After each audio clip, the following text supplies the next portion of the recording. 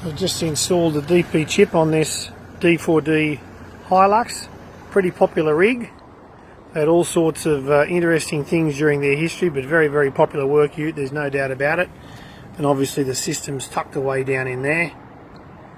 Simple plug and play.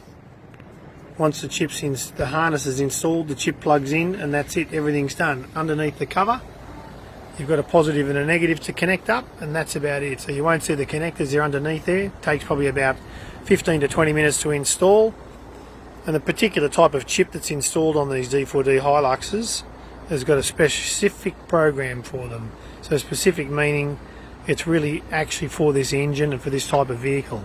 So once they're sent out, you can self-install at home even, and get them on our website at dpchip.com. For further information, you can keep watching these videos on Facebook, or you can go to dpchip.com to look up further information about the DP chips.